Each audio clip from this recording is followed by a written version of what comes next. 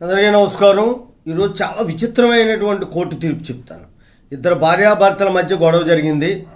భార్య చాలా హింసలకు గురి చేస్తుంది అని భర్త ఏం చేశాడంటే విడాకులకి అప్లై చేసుకున్నాడు. ఎక్కడ లోవర్ కోర్టు అంటే సబ్ కోర్టు అంటారు కిందనైతేనే, లేకపోతే ఫ్యామిలీ కోర్టు అంటారు. ఈ కోర్టులోని విడాకులకు అప్లై చేసుకునేటువంటి పిటిషన్లు ఫైల్ చేసుకున్నారు. ఇది ఇలా రన్ అవుతుండగానే భార్య ఇంకో పిటిషన్ పెట్టింది. ఏంటి అంటే, నాకు ఒక పిల్లోడు ఉన్నాడు, కానీ ఇంకొక సంతానం కావాలి కాబట్టి సంతాన సాఫల్య కేంద్రానికి, అంటే ఇద్దరు శారీరకంగా కాకపోయినా సంతాన సాఫల్య కేంద్రానికి వచ్చే విధంగా ఆదేశించండి.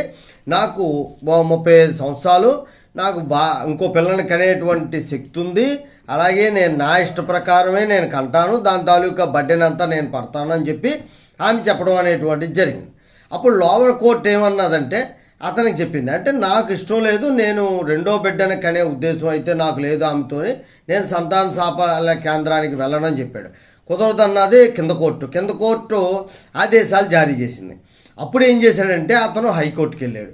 హైకోర్టు ఏం చెప్పిందంటే, బిడ్డను కనాలన్నటువంటి కోరిక ఉండొచ్చు ఒక పార్టీకి, అంటే భార్యకి కానీ భర్తకి కానీ, దాన్ని హక్కుగా కూడా భావించవచ్చు, తప్పులేదు. కానీ భర్తకు కూడా హక్కులు ఉంటాయి కదా, ఆయన హక్కుల్ని హరించే అధికారం లోవర్ కోర్టుకి లేదు కదా.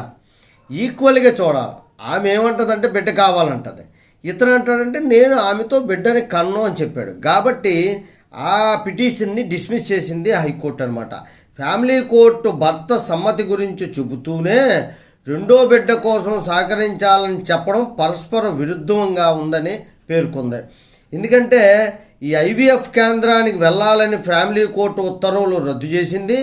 భార్యాభర్తలు చేసినటువంటి ఈ ఏకాభిప్రాయంతో చేయవలసినటువంటి కార్యక్రమాలు తప్ప ఇలాంటివి సరైనటువంటిది కాదు అని, భవిష్యత్తులో వారి మధ్య సఖ్యత ఏర్పడి మళ్ళీ కలిసి జీవించి అప్పుడు రెండో బిడ్డ గురించి ఆలోచించడం వ్యక్తిగత విషయంగా పేర్కొన్నదే హైకోర్టు. అంటే బిడ్డని నేను కంటాను, నాతో డైరెక్ట్గా కాకపోయినా సంతాన సాఫల్య కేంద్రానికి రమ్మండం అనేటువంటి చాలా తప్పు అనమాట. అదే తీర్పుని సరిగ్గా అవగాహన లేక కింద కోర్టు ఒక తీర్పు ఇచ్చింది, దాన్ని హైకోర్టు కొట్టిపారేసింది. దీన్నే మనం ప్రామాణికంగా తీసుకోవాలి. జై హింద్.